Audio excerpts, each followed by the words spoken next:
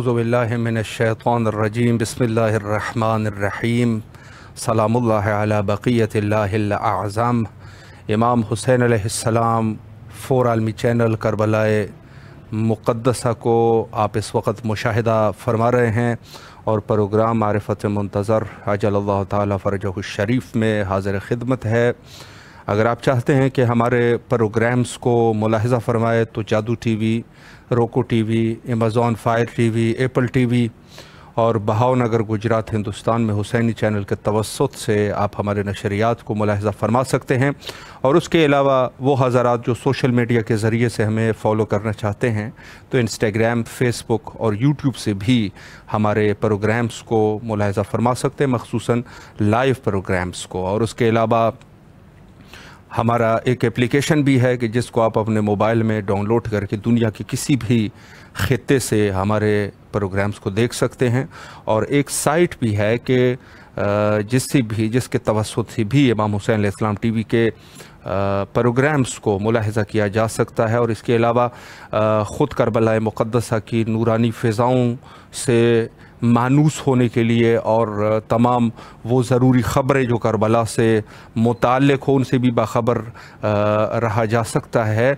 और ये जितनी भी आराइज़ हमने आपकी खिदमत में पेश किए स्क्रीन पर मौजूद हैं, वहीं से आप रहनुमाई ले सकते हैं। और इसके अलावा अगर इमाम हुसैन अलैहिस्सलाम टीवी के साथ आप राब्ते में रहना चाहते हैं तो हमारा व्हाट्सएप नंबर भी मौजूद है, उस पर आप मैसेज कर सकते हैं। हमारी गुफ्तगू का सिलसिला इस प्रोग्राम में हज़रत मुंजी आलम बशरियत बक़ियतिल्लाहिल अअज़म इमाम ज़माना अजलल्लाहु ताला फ़रजहु शरीफ के उन्वान से जारी है। और गुज़िश्ता कुछ दिनों से हमारी गुफ्तगू दौर हाज़िर के उन्वान से हैं कि दौर हाज़िर में जो कि इस पुराशोब दौर में मख़सूसन मज़हब शिया खैरुल बरिया के लिए जिन चैलेंजों से हम इस वक्त किनार है, तो इस दौर में यकीनन हमारे आमाल कैसे होने चाहिए, हमें क्या कुछ करना चाहिए और कुछ नहीं करना चाहिए, ये सब चीज़ें जो है इसके बारे में हम गुफ्तगू कर रहे थे।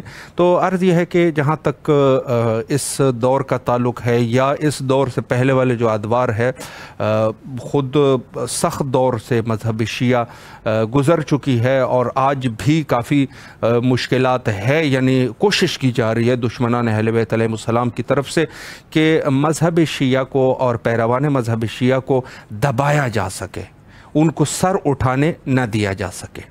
ये एक पूरी दुनिया में ये एक अज़ीम चैलेंज है हम लोगों के लिए कि कोशिश ये की जा रही है कि किसी न किसी तरीके से मज़हब शिया को दबाया जा सके। चूँकि उसकी वजह यह है कि शिया जो नहायत अल्हम्दुलिल्लाह दुनिया में भी काफ़ी टैलेंटेड होते हैं, तो ये लोग इनकी कोशिश ये होती है कि ये हो, अगर कोई अच्छा काम भी हो जाए जो मज़हब शिया के किसी रुकन से हो जाए, मसलन किसी ऐसी चीज़ कर सके जो खारिकुल आदा चीज़ हो, कोशिश करते हैं कि उसको एक मुसलमान उमूमी पेश किया जा सके। एक मुसलमान उमूमी है, यानी उसको वो शिया का टाइटल उसे हटाने की कोशिश करते हैं कि शिया जो है इसको ना हो, ताकि मज़हब शिया की कहीं ऐसा ना हो कि तबलीग और इशाअत हो सके और लोग जो है वो मज़हब शिया की तरफ तहकीक कर सके। तो बात यह है कि ये सब चीज़ें ऐसी है कि जिसकी वजह से हमें काफ़ी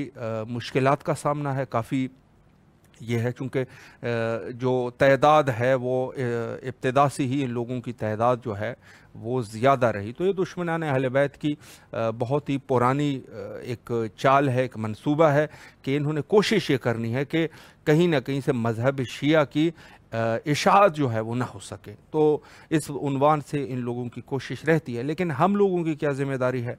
ज़िम्मेदारी ये है कि ख़ुद अगर हम तारीख़ का मुताला करें तो यकीनन हमें जो सबसे मुश्किल तारीख़ मज़हब शिया की नज़र आएगी वो ख़ुद सैयद शुहदा अलैहिस्सलातु वस्सलाम की शहादत के बाद का वाक़या है।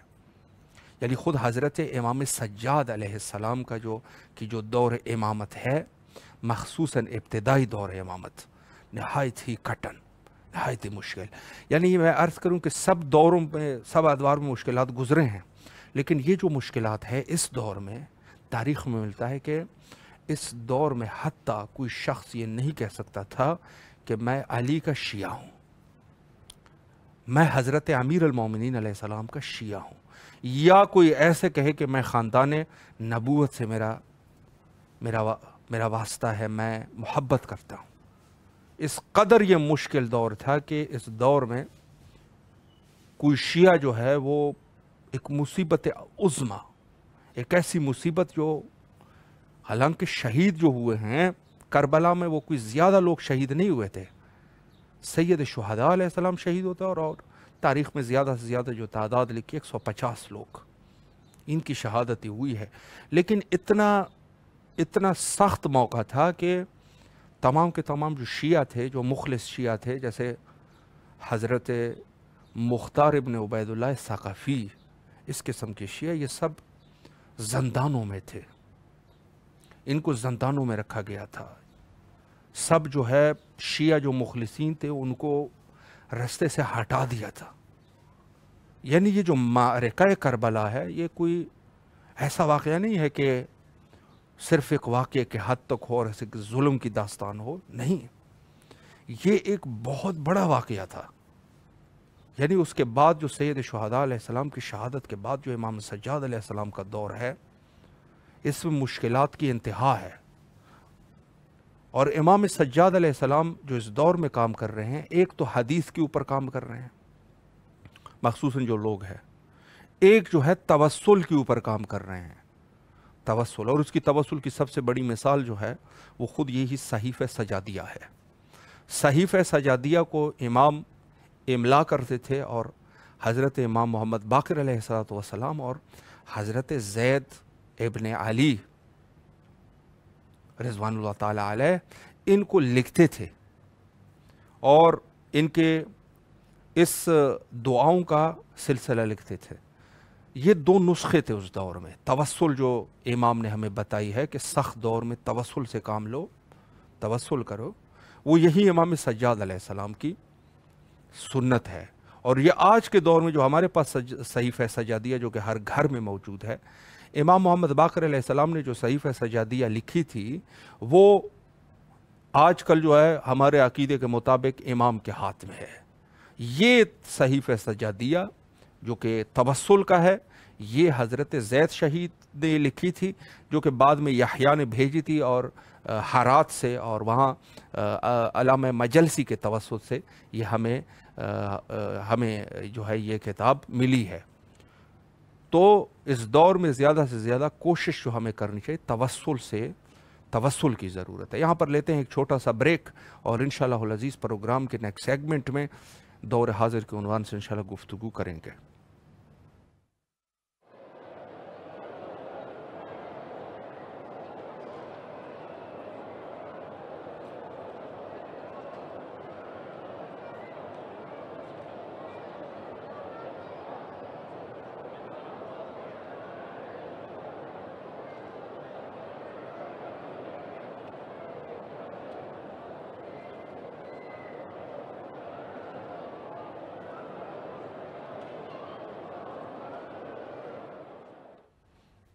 دوبارہ آپ کے حاضر خدمت ہے، اور اس وقت آپ پروگرام معرفت منتظر اجل اللہ تعالی فرجہ الشریف کو ملاحظہ فرما رہے ہیں۔ ہماری گفتگو کا سلسلہ دور حاضر میں مومنین کے حالات کے عنوان سے ہے، اور آج کوشش کرتے ہیں کہ اس عنوان سے گفتگو کریں کہ اس دور میں ہماری کیا ذمہ داری ہے اور ہمیں کیا کچھ کرنا چاہیے۔ میں نے اشارہ کیا حضرت امام سجاد علیہ السلام کی سنت کی طرف کہ امام سجاد علیہ السلام نے جو دو عظیم کام کیے خود اس دور میں کہ جب سختیوں کا دور تھا، اور آج کے دور میں بھی سختیاں ہیں کسی عنوان سے، لیکن اتنی سختیاں نہیں تھی جو اس دور کی تھی۔ البتہ وہاں اس دور میں سختیاں کچھ اور تھی، اور آج بھی بہرحال اپنی جگہ پر ہے۔ تو ہمیں کیا کچھ کرنا چاہیے، یہ ضروری ہے۔ جہاں ایک امام نے گویا کہ ہمیں ایک رستہ بتا دیا کہ خود توسل کرو اور دعاؤں کا ورد۔ توسل ظاہر ہے کس چیز سے آپ کریں گے؟ دعاؤں سے آپ کریں گے توسل، اور ہم لوگوں کے لیے جو بہترین وسیلہ ہے وہ حضرت امام زمانہ اجل اللہ تعالیٰ فرجہ الشریف کہ جس سے ہمیں توسل کرنا چاہیے، اپنے امام الوقت سے توسل کرنا چاہیے زیادہ سے زیادہ، یہ ضروری چیز ہے۔ اور دوسری جو حضرت امام سجاد علیہ السلام نے جو ایک عظیم کام انجام دیا اور ہمیں بتا دیا کہ ہمیں مشکلات میں یہ کچھ کرنا چاہیے، وہ عزاداری حضرت سید شہداء علیہ السلام کی احیاء۔ چونکہ امام اپنی زندگی میں چونکہ اس دور میں مشکلات تھے، تو امام غلاموں کو خریدا کرتے تھے اور غلاموں کی تربیت کرتے تھے، ان کو اپنے والد مظلوم کی مظلومیت بتایا کرتے تھے اور ان کو پھر سال کے بعد رخصت کر دیتے تھے مختلف علاقوں میں۔ مختلف علاقوں میں ان کو رخصت کر دیا جاتا تھا تاکہ اس میسج کو پہنچائے۔ کوئی رمز ہے اس میں جو امام اس چیز کو لوگوں تک پہنچا رہے ہیں۔ عزاداری حضرت سید ابرار امام حسین علیہ السلام، اور سال کے بعد امام دوسرے غلاموں کو خریدتے تھے اور پھر اسی طریقے سے ان کی تربیت ہوتی تھی اور ان کو وہی تعلیمات دیے جاتے تھے، مخصوصاً اپنے والد گرامی مظلوم حضرت سید شہداء علیہ السلام کی مظلومیت، اور پھر ان کو سال کے بعد آزاد کر دیا جاتا تھا اور مزید غلاموں کو خریدتے تھے۔ تو دوسری جو ہمیں یہ چیز ملتی ہے، یعنی توسل کے بعد کی جو چیز ہے وہ ہے عزاداری۔ حضرت سید شہداء علیہ السلام کی عزاداری کو لوگوں تک پہنچانا سخت حالات میں، یہ کام جو ہے وہ ضروری ہے کہ ہم سید شہداء کی مظلومیت کو لوگوں تک پہنچائیں۔ بعض لوگوں نے شروع کر دی کہ عزاداری جو ہے یہ صرف گریہ کرنا نہیں ہے، بلکہ اس میں ہمیں سیاسی پوائنٹس ڈھونڈنے چاہیے کہ کیا سیاست تھی اور کیا ہے اور کیا نہیں ہے۔ یہ سب چیزیں جو ہے وہ کہنے کی ہے۔ کس امام نے جا کے عزاداری کو سیاست کے لیے جا کے استعمال کر دیا؟ کسی نے نہیں کیا۔ عزاداری رمز ہے، نماز پڑھنا خدا اس کے رموز جانتا ہے کہ آپ نماز پڑھو، نماز کے پڑھنے کے رموز خدا کو پتہ ہے کہ کیا رموز ہے، اس کے کیا رمز ہے۔ عزاداری کے رمز یقیناً خدا نے کوئی راز رکھے ہیں اس عزاداری میں کہ جہاں اتنے سخت حالات کے باوجود بھی آپ دیکھ رہے ہیں کہ شیعوں کی ایک بہت بڑی تعداد، بالخصوص جیسے ہمارے پاک و ہند میں اور اس کے علاوہ یہاں عراق میں اور دیگر ملکوں میں جو مومنین ہیں، بہت بڑی تعداد۔ کہاں سے ہو گئی یہ تعداد؟ اسی عزاداری کی برکت ہے۔ کسی کی جرت ہے کہ ایک شخص کو دوسرے مذہب کی طرف جا کے اس کو پلٹا دیں؟ آج کر لیں، کوئی ایک اٹھ گئے۔ کون سا مولوی صاحب ہے جو آج یہ بڑی سیاست جانتا ہے کسی ایک شخص کو وہ مذہب حق کی طرف اس کو رغبت کر دے؟ نہیں کر سکتا۔ یہ خدائی کام ہوتے ہیں۔ خدا جو ہے وہ یا انما اللہ ولی الذین آمنوا یخرجہم من النور الی الظلمات۔ خدا کی ذات ہے کہ وہ انسان کو تاریکیوں سے روشنی کی طرف لے کے جاتا ہے۔ اللہ ولی الذین آمنوا یخرجہم من النور من الظلمات الی النور۔ نور سے انسان کو ظلمات سے نور کی طرف لے کے جاتا ہے۔ یہ اللہ کی ذات ہے۔ اللہ ہدایت کرتا ہے انسان کی، وگرنہ یہ کوشش انسان کرتا ہے، لیکن کیا آج کے دور میں کوئی بھی ایسا شخص ہے جو کسی بندے کو جا کے اپنی مذہب کی طرف پلٹا دے؟ جرت ہی نہیں ہے، کر ہی نہیں سکتا، نہیں کر سکتا۔ خدائی کام ہے، خدائی حساب ہے۔ اللہ جو ہے وہ لوگوں کو ہدایت کرتا ہے، انسان کی بشر کی جرت ہی نہیں ہے، بشر کی جرت ہی نہیں ہے کہ یہ کام کر سکے۔ آج جو بڑھتی ہوئی یہ تعداد ہے، یہ عزاداری کے برکات ہے، اہل بیت کے معجزات ہے۔ یہ اس وقت ہو سکتا ہے اولیاء کرام جو بعض علاقوں میں گئے ہیں وہاں پر انہوں نے مذہب حقہ کی ترویج کی ہے اور عزاداری کی طرف لوگوں کو بلایا ہے، تو جا کے لوگوں کی کہیں ہدایت ہوئی ہے۔ آپ جو ہے یہ سیاست سے آپ جا کے لوگوں کو وہ کر سکو گے؟ یہی جو مولوی صاحب ہے جو اتنی بڑی مثلا کوئی بھی ہے، مولوی صاحب کو بڑی سیاست آتی ہے، ہم عزاداری کو سیاست بنا رہے ہیں۔ آپ آپ اتنے بڑے سیاستدان ہیں، اپنی سیاست سے کسی ایک شخص کو آپ مذہب شیعہ کی طرف لے آؤ، کر ہی نہیں سکتا۔ یہ خود دل کے کچھ ایسے رمز و رموز ہے اللہ کی طرف سے جو لوگ ہدایت کی طرف آتے ہیں۔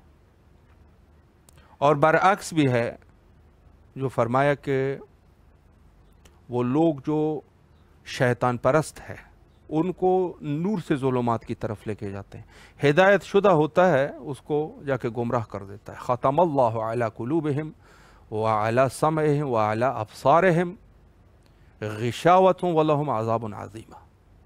ان کے کانوں کے اوپر مہر لگا دیتے ہیں، ان کی آنکھوں کے اوپر مہر لگا دیتا ہے، اندھا بہرا ہو جاتا ہے۔ اندھا بہرا ہو جاتا ہے، پیدا شیعہ کے گھر میں ہوتا ہے۔ ختم اللہ علی قلوبہم، اللہ جو ہے مہر لگا دیتا ہے اس کے دل کے اوپر، وعلی سمعہم، اور اس کے کانوں کے اوپر، وعلی ابصارہم، ان کی آنکھوں کے اوپر اندھا ہو جاتا ہے، اندھا بہرا ہو جاتا ہے، کچھ سمجھ نہیں آتا اس کو کہ کیا کروں، گمراہ ہو جاتا ہے، پلید ہو جاتا ہے، مرتد ہو جاتا ہے، کافر ہو جاتا ہے۔ بہت سارے لوگوں کو آپ نے دیکھا ہے پیدا شیعہ کے گھر میں پیدا ہوئے ہیں، نماز روزہ یہ سب دیکھتے رہیں، شیعہ کے احکام اس نے پہلے سیکھے، گمراہ ہو گیا، کافر ہو گیا، مرتد ہو گیا، مشرک ہو گیا، کتے کی موت بھی مرا، کتے کی موت بھی مرا۔ یہ سب آنکھوں کے دیکھے ہوئے حال ہے۔ والدین شیعہ ہے، بچہ فاسد ہوا،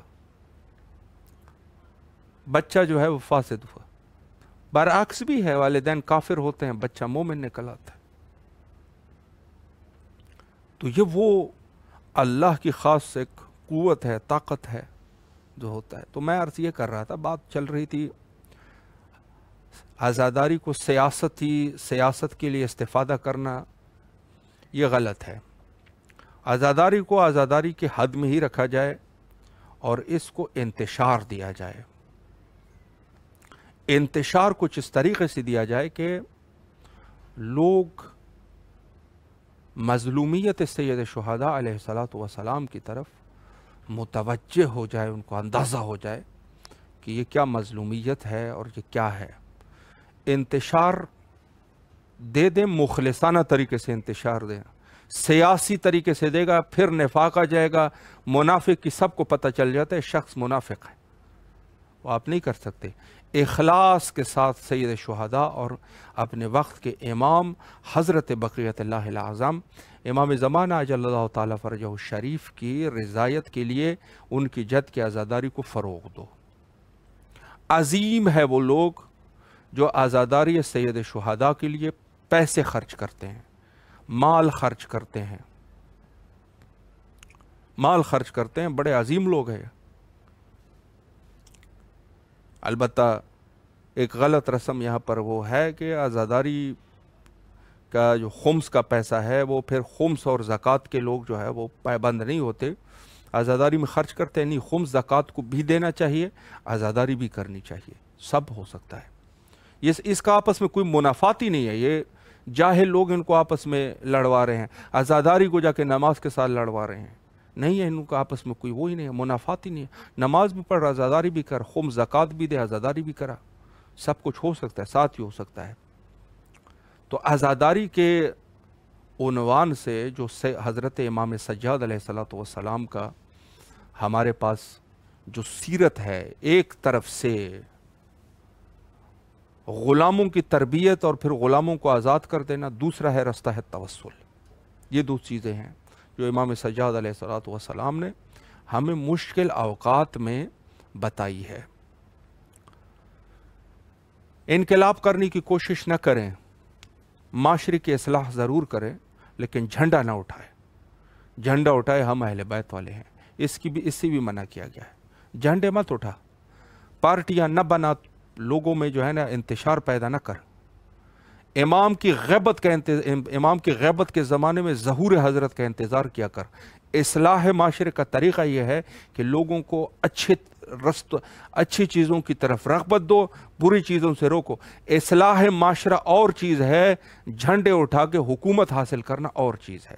یہ ذہن میں ہو،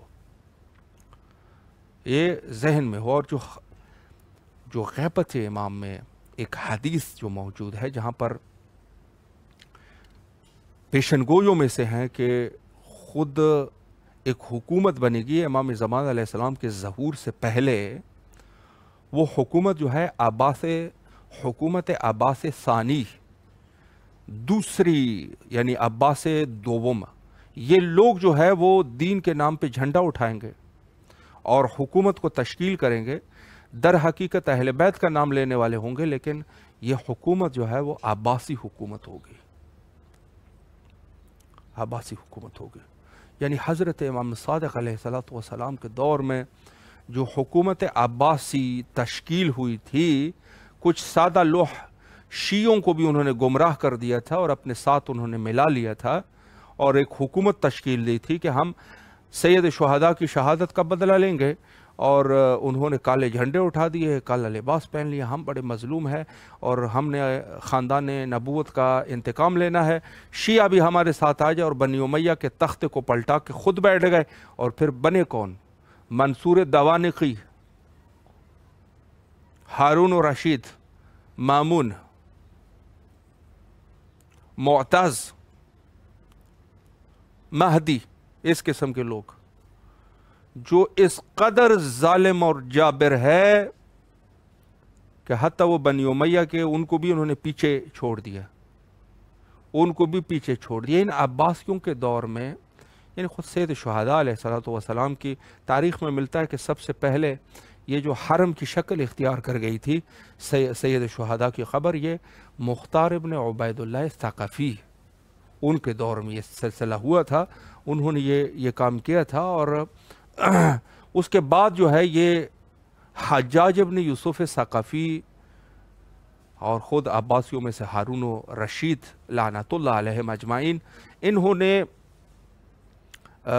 18 دفعہ سید شہداء کے حرم کو مسمار کر دیا، 18 دفعہ۔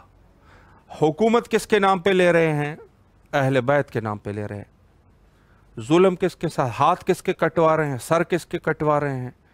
کن کے روزوں پر یہ ہل چلا رہے ہیں؟ اہل بیت کے۔ عباسی حکومت شروع اہل بیت کے نام سے ہوئی تھی، بدترین دشمن تھے، بدترین دشمن، اور اس میں سے زرنگ اور فریبکار دھوکے باز خود مامون و رشید تھے۔ احوالات حضرت سلطان خراسان امام رضا علیہ السلام میں جو اس کی جو یہ اس کی تھی، یہ سلسلہ اس طرح یہ منافق تھا مامون و رشید، اور اس سے پہلے ہارون و رشید، دونوں شدید منافق، اس قدر منافق ہے کہ یہ نفاق کے ذریعے سے پہلے کوشش کرتے تھے کہ اہل بیت کو شہید، چونکہ یہ لوگ ان کا خون سے، اہل بیت کے خون سے ان کے آباء و اجداد کے ہاتھ جو ہے وہ رنگے ہوئے تھے، تو یہ کوشش کرتے تھے کوئی ایسا طریقہ کر لیں کہ ایسا کوئی سلسلہ کرے کہ یہ ہم جو ہے وہ دوسرے طریقے سے قابض ہو سکے، لیکن وہ ممکن نہیں تھا۔ امام کے سامنے کس کی سیاست چل سکتی ہے؟ امام جو عالم الاولین والآخرین ہے، جو عالم اولین والآخرین ہے، جس کے پاس پوری کتاب کا علم ہے قرآن کے مطابق، وَمَنْ عِنْدَهُ عِلْمُ الْكِتَابِ، وَمَنْ عِنْدَهُ عِلْمُ الْكِتَابِ، جس کے پاس پوری کتاب کا علم ہے، ایک عام بشر کی کیا جرت ہے ایک جو اس کے اپنے فریب اور یہ کر سکے گا؟ نہیں کر سکتا یقیناً، ان کے پاس سب چیز کا علم ہے۔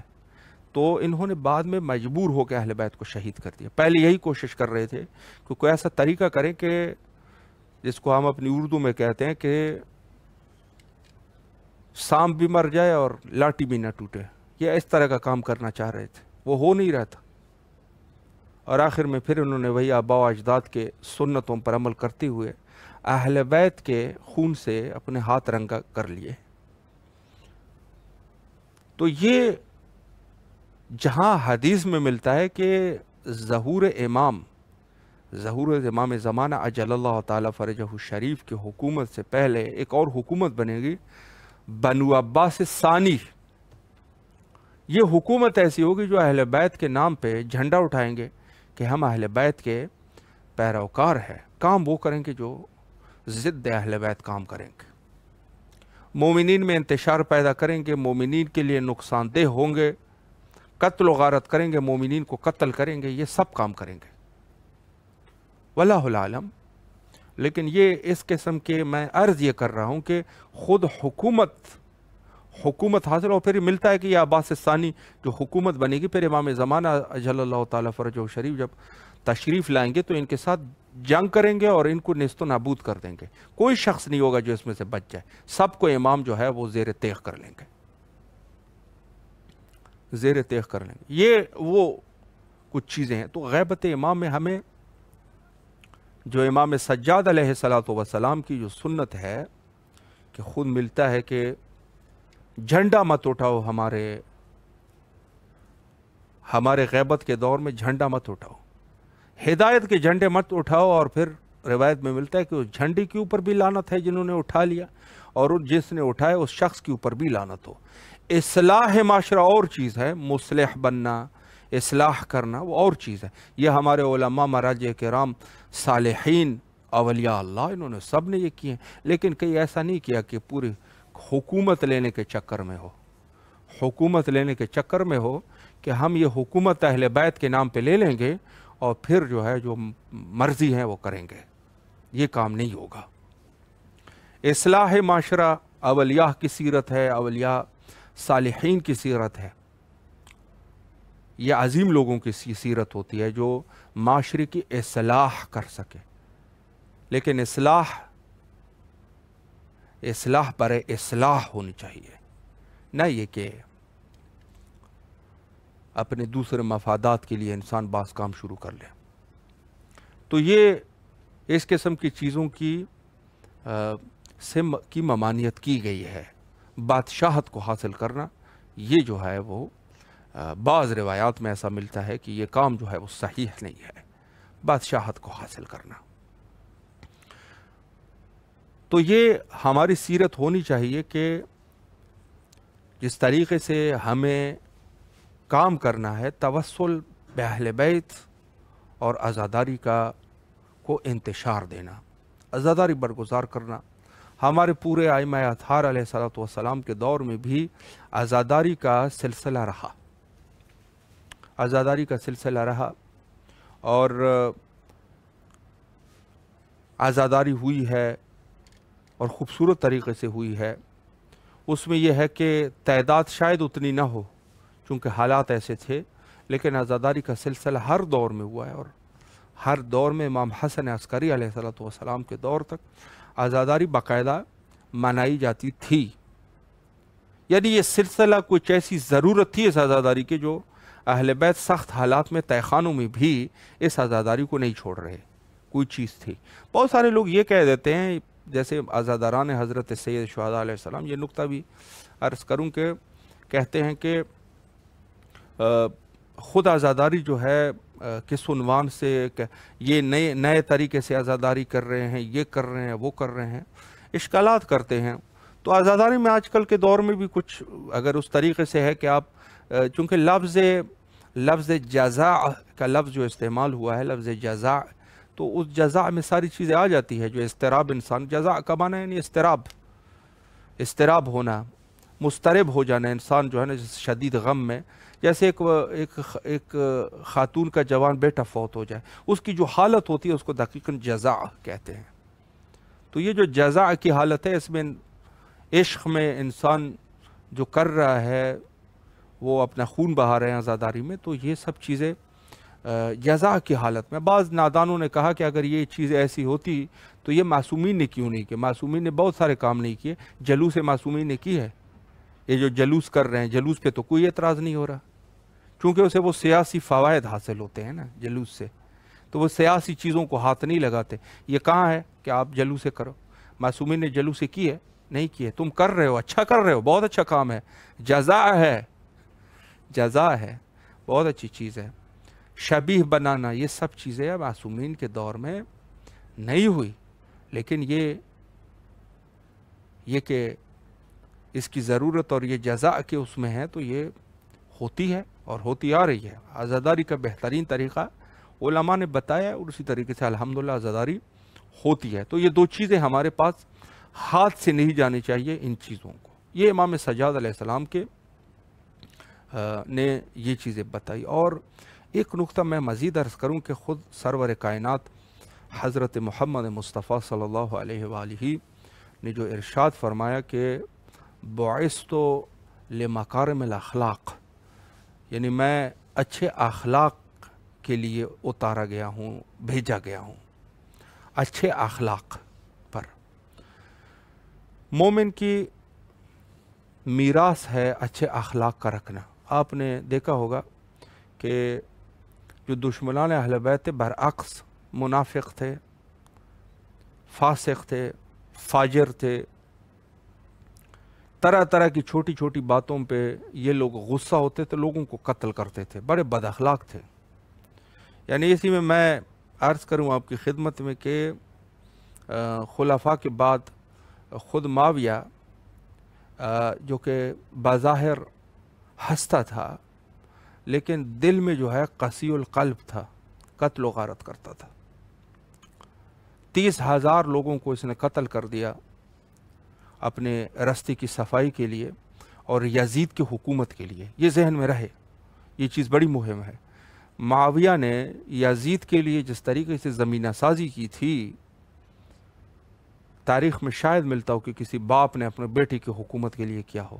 شاندار طریقے سے اس نے قتل و غارت کی ہے اور اپنے بیٹے کے لیے اس نے زمینہ سازی کر دی، اپنے بیٹے کے لیے۔ اور بعد میں صلح امام حسن مجتبیٰ علیہ السلام سے اس نے جو خلاف ورزی کی، اور جو کہ اس میں لکھا تھا کہ معاویہ کے بعد آپ پھر اس کے بعد کسی اور کی حکومت کا اعلان نہیں کرو گے، اس نے صلح کو پامال کر دیا اور جا کے یزید کو حاکم بنا دیا۔ تو اس شخص نے جو یزید کو آج جو لعنتیں ہو رہی ہے یزید کے اوپر، بعض لوگ تو خیر رحمت اللہ بھی کہہ دیتے ہیں، لیکن جو لعنت بھی کرتے ہیں تو ان کو یہ لعنت کرتے ہوئے سوچنا چاہیے کہ یزید کا بھی کوئی باپ ہے۔ بہت مہم ہے یہ چیز کہ یزید کا بھی کوئی باپ ہے، جو یزید کا بھی باپ ہے۔ یعنی آپ اندازہ لگائیں، بعض لوگ لعنت کرتے ہیں، سوچتے نہیں ہیں۔ سوچو، ہم آپ کو لمحہ فکریہ فراہم کر رہے ہیں، سوچو کہ یہ یزید کا بھی کوئی باپ ہے۔ یہ جملہ بڑا مہم ہے کہ معاویہ جو ہے وہ یزید کا بھی باپ ہے۔ تو عرض یہ ہے کہ یہ کچھ چیزیں بڑی مہم ہوتی ہے، اور انہوں نے جو کام کیے ہیں یہ زیادہ تر مسلط کرنا چاہتے ہیں کہ ہم جو ہے وہ ابو سفیان اور معاویہ کو بھی مومن مانیں، صحابی مانیں۔ یہ کام نہیں ہوگا، یہ کام کبھی نہیں ہوگا۔ ابی سفیان، معاویہ، یہ کبھی بھی اس لسٹ میں شامل نہیں ہو سکتے۔ یہ ان کی ایک کوشش یہ ہے، اور بس اوقات یہ اہل بیت کی تعریفیں شروع کر دیتے ہیں ان لوگوں کو صحیح کرنے کے لیے کہ ان کو بھی ہم شامل کریں۔ یعنی اہل بیت کی تعریفیں بھی ان لوگوں کے لیے کرتے ہیں۔ مثلا شروع کر دیتے ہیں، آپ نے اکثر ان کے محافل میں سنا ہوگا، اہل بیت کی تعریفیں کر کے پھر آخر میں یہ بھی کہہ دیتے ہیں۔ یہ منافقت ہے، یہ بدترین دشمن تھے اہل بیت کے۔ امام حسن مجتبیٰ علیہ السلام سے جو خلاف ورزی کرنے والا ہے وہ معاویہ ہے۔ معاویہ نے خلاف ورزی کی تھی۔ خلاف ورزی اچھی چیز ہے آپ کی نظر میں؟ خلاف ورزی، اور اس کے بعد جو ہے جنگ جو ہوئی ہے، مخصوصاً جنگ صفین، کتنے لوگ قتل ہو گئے وہاں پہ، اسی معاویہ کی وجہ سے ہوا ہے۔ اور اس کے بیٹے نے، اس نے جو نسب کر لیا، پھر اس کے بیٹے نے جا کے اہل بیت کا خون بہایا ہے۔ تو یہ وہ حقائق ہے کہ جس سے آپ یہ کوشش آپ کرو کہ ہم ابو سفیان جو کہ رسول کا دشمن تھا اور معاویہ جو کہ خود حضرت امیر المومنین علیہ السلام کا دشمن تھا، 100 سال تک یہ شخص جو ہے حضرت امیر جیسی شخصیت کے اوپر یہ ساب و شتم کرتا رہا، اور مساجد میں رسمی طور پہ حضرت پر جو انہوں نے لعن و نفرین کا سلسلہ شروع کر دیا تھا، 100 سال تک یہ سلسلہ چلا ہے۔ آپ ابو سفیان اور معاویہ کو کبھی بھی یہ کوشش مت کرو، ان کو مومن نہیں ثابت کر سکتے، کوئی نہیں مانے گا۔ ابو سفیان، معاویہ اور یزید یہ ایک ہی لائن کے لوگ ہیں، تینوں، یہ تینوں جو ہے ایک ہی ہے۔ تو سلسلہ یہ ہے کہ ہم لوگوں کے پاس جو اخلاق کریمہ، اچھے اخلاق، یہ مومن کا ہونا چاہیے، اور یہ بد اخلاق تھے۔ جتنی بھی دشمنان اہل بیت ہوتے ہیں وہ بد اخلاق ہوتے ہیں، بد اخلاق، یہ ان کی عادت ہوتی ہے، بد اخلاق ہوتے ہیں۔ آپ دیکھتے ہیں ان کے ممبروں پر آپ جائیں گے، خزعبلات بکتے رہتے ہیں، اور یہ ظاہراً صرف ہنستے ہیں لیکن دل میں بڑے قسی القلب ہوتے ہیں اور بڑے بڑے ظالم ہوتے ہیں۔ تو عرض یہ ہے کہ ان لوگوں کا بزدل بھی ہوتے ہیں، قسی القلب، بزدل، بہت ہی شدید طریقے سے بزدل ہوتے ہیں اور خاندانی بزدل ہوتے ہیں۔ ایک چیز جو نہایت ہی مہم ہے وہ ہے حسن خلق، اچھے اخلاق رکھنا۔ مومن کا کے لیے ضروری ہے کہ وہ خوش اخلاقی کا مظاہرہ کرے۔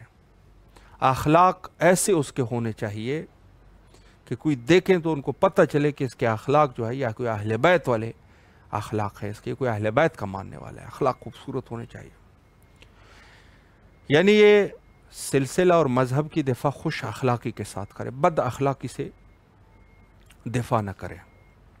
ہر جگہ پر معاشرے میں رہ رہا ہے تو ایسی خوش اخلاقی اس کی ہونی چاہیے، کیونکہ میں عرض کرتا رہتا ہوں کہ بس اوقات کچھ چیزیں انسان زبان سے نہیں کہہ سکتا، لیکن اپنے اخلاق اور کردار اور گفتار سے بہت ساری چیزوں کو ظاہر کر سکتا ہے، اور ہو سکتا ہے کہ زبان سے زیادہ اس چیز کی تاثیر زیادہ ہو۔ مذہب کی اشاعت کے لیے، مذہب کی تبلیغ کے لیے خوش اخلاقی مومن کے لیے ضروری ہے کہ وہ خوش اخلاق رہے، خوبصورت اخلاق کا رکھنے والا ہو، اور محبت سے ہو، اور اپنے عقیدے پر اگر تقیہ ہے، حالات اور ہے تو تقیہ کریں، لیکن اگر تقیہ کا دور نہیں، اپنے خود کے جو مذہب ہے ہماری، اس پر فخر کریں، مفاخرہ کریں، اس کے اوپر فخر کریں۔ ہم اہل بیت کے ماننے والے ہیں، اہل بیت یہ ہمارے لیے فخر ہے، اہل بیت کا دین، فقہ جعفریہ ہمارے لیے فخر ہے۔ ایسا نہ ہو کہ کہیں آپ 4 بندوں کو دیکھ لے تو وہاں اپنے دین کو چینج کرنے کی کوشش کریں، ان کے ساتھ جو ہے کمپرومائز کرنے کی کوشش کریں، کمپرومائز کر لیں ان کے ساتھ تھوڑا سا۔ کوئی ایسا بھی نہ ہو کہ مثلا بعض نماز روزے کی حالت میں بعض لوگ، ہمارے نادان لوگ جو ہے، روزے کی افطاری کہہ دیتے ہیں، ایک ہی بات ہے، یا اذان ہو گئی روزہ افطار کر، روزہ باطل ہے، کفارہ بھی واجب ہے، آپ نے جا کے حدود الہی کو پامال کر دیا۔ بعض جگہوں پہ جا کے کوئی خطرہ بھی نہیں ہے، ہاتھ باندھ کے نماز پڑھنا شروع کر دیتے ہیں۔ بھائی دوسروں کی مذہب کے اوپر اٹیک نہیں کر رہے ہیں، ہمارے مذہب میں یہ چیزیں بدعت ہے، نماز باطل ہے۔ اس قسم کے کام کرنا یہ اپنے آپ کو شرمندہ کرنے والے کام ہے۔ تو پس اگلی صفت جو ہونی چاہیے خوش اخلاقی کے ساتھ، ہمارے مذہب کے اوپر فخر کرنا، مفاخرہ کرنا، فخر کے ساتھ کہنا چاہیے میں شیعہ ہوں۔ اگر کوئی جان کا خطرہ نہیں ہے، کوئی مال کا خطرہ نہیں ہے، کوئی نقصان کا خطرہ نہیں ہے، تو فخر کے ساتھ انسان کرے، اہل بیت ہمارے سر کے تاج ہے، ان کا دین اور ان کا مذہب جو ہے وہ ہمارے لیے عزت ہے۔ ذلت ان لوگوں کے لیے ہے جو ان کے مخالف جو مذہب بنا کے بیٹھے ہوئے ہیں، وہ ذلیل ہے، وہ خوار ہے، وہ اپنے ضلالت کے اوپر وہ اس کو شرمساری نہیں ہو رہی، آپ کو جو ہے وہ نیکی کے اوپر جو اللہ کا دین ہے اس کے لیے آپ شرمسار ہو رہے ہو۔ تو بس یہ ہونا چاہیے کہ ہم خوش اخلاقی کے ساتھ ساتھ اپنے دین سے نہ ہٹے، خوش اخلاقی ہے، محبت سے رہنا چاہیے، حتیٰ کافر بھی بیمار ہو جائے، اخلاق آپ کے ایسے ہونے چاہیے جا کے اس کی عیادت کر لیں۔ کوئی شخص بیمار ہوئے اس کی عیادت کرنا، لوگوں کے ساتھ اچھے سلام دعا رکھنا، لوگوں کے فلاح و بہبود کے لیے گفتگو کرنا، لوگوں کے فائدے کے لیے گفتگو کرنا، غلط بیانی نہ کرنا، یہ سب چیزیں شامل ہے، خوش اخلاقی ہے۔ لیکن اپنے دین کو اولویت میں رکھنا۔ میں یہ کام کر رہا ہوں، میں مذہب شیعہ ہوں، مذہب شیعہ سے میرا تعلق ہے، میں شیعہ ہوں، شیعہ حضرت امیر المومنین علیہ السلام۔ یہ ضروری ہے، انسان کوئی بھی کام کر رہا ہے شیعہ سمجھ کے کرے، شیعہ سمجھ کے کرے، شیعہ لوگوں کو شو کر کے کرے، میں شیعہ ہوں، یہ کام کر رہا ہوں، شیعہ کر کے کرے۔ برکت ڈالنے والی ذات جو ہے وہ اللہ کی ہے، وہ برکت آپ کے کام میں ڈالے گا۔ اور جو ہے انسان اپنے آپ کو جو ہے وہ دوسروں کے ساتھ ملو کے وہ کرنا، اپنے آپ کو ملاوٹی بنا کے ایسے پیش کر دینا، یہ ضروری نہیں ہے۔ تقیہ وہاں پر واجب ہے جہاں پر آپ کے جان کا خطرہ ہے، مال کا خطرہ ہے، ناموس کا خطرہ ہے، وہاں پر تقیہ کریں، بے شک کرنا چاہیے۔ لیکن اگر یہ نہیں ہے کوئی تقیہ آپ جا کے اپنے دنیاوی مصالح کے لیے تقیہ کرو گے، ایسے دنیاوی مصالح دیکھیں، ایک دفعہ دنیاوی ایسے ہے کہ اگر انسان شیعہ ظاہر کرے، ممکن ہے کہ اس کے مثلا دکان ہے اس کی، اگر وہ کہے گا میں شیعہ ہوں تو کوئی چیز خریدے گا نہیں، یہ بھوک سے ہلاک ہو جائے گا، ایسی چیز پہ تو وہ تو نقصان ہے نا، تو نقصان پہ یہ ہے۔ لیکن یہ ہے کہ بہت ہی قلیل نقصان کے لیے، مثلا یہ انڈے کوئی نہیں خریدے گا دکان سے اگر میں کہوں کہ میں شیعہ ہوں، مثلا بالفرض محال، تو اس حالت میں اگر انسان یہ کہے کہ میں شیعہ نہیں ہوں، یہ تو اس نے اپنی ایمان کو خراب کر دیا، بہت سے تھوڑے سے نقصان کے لیے اس نے اپنے آپ کو پتہ نہیں کیا کہہ دیا، اپنے آپ کو انسان مشرک کہے گا بعض چیزوں کے لیے، دنیاوی مصالح کے لیے اپنے آپ کو کہنا میں کافر ہو گیا ہوں، یہ تو بڑی عجیب سی بات ہو جائے گی۔ تو عرض یہ ہے کہ ہمیں کچھ ہوش کے ناخن لینے چاہیے، اور یہ آج کل ہے، مطلب بعض مملکت میں اگر انسان کہے تو اس کے دنیاوی مصالح کچھ کم ہو جائیں گے، یعنی دنیاوی کچھ امکانات کم ہو جائیں گے، اس وجہ سے اپنے آپ کو شیعہ نہیں کہہ رہا۔ تو یہ چیز جو ہے وہ مہم ہے، انسان اپنی زندگی کو خوش اخلاقی کے ساتھ رکھیں، لیکن اپنے آپ کو شیعہ کہیں، منتظر حضرت امام زمانہ اجل اللہ تعالی فرجہ شریف کہیں، اپنے آپ کو امام کا کہیں کہ میں امام کا ہوں، ہمارا امام زندہ ہے۔ یہ چیزیں ضروری ہے، توسل اپنے امام سے رکھنا چاہیے۔ خدا کے پاس عزت ہے، عزت دینے والی ذات اللہ ہے، ذلت دینے والی ذات بھی اللہ ہے۔ تو ہر حال میں جو بھی انسان کوئی کام کر رہا ہے اپنے وقت کے امام کے ساتھ توسل کرے، لوگوں کو یہ بتائیں کہ ہم امام کے پیروکار ہیں۔ مذہب شیعہ خوبصورت دین ہے، اور اس دین کی حفاظت تمام لوگوں کے اوپر ضروری ہے، البتہ دین کا حافظ خدا ہے۔ اور اس دور غیبت امام میں جو مہم چیز ہے وہ ہے ظہور کے لیے دعا کرنا۔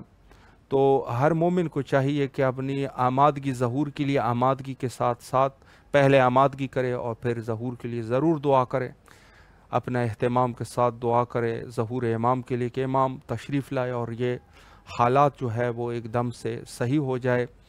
ہم بھی بین الحرمین تمام مومنین کی طرف سے نائب و زیارہ اور دعا گو ہے، اور حجت خدا کے ظہور کے لیے دعا کرتے ہیں، اللہم عجل لولیک الفرج۔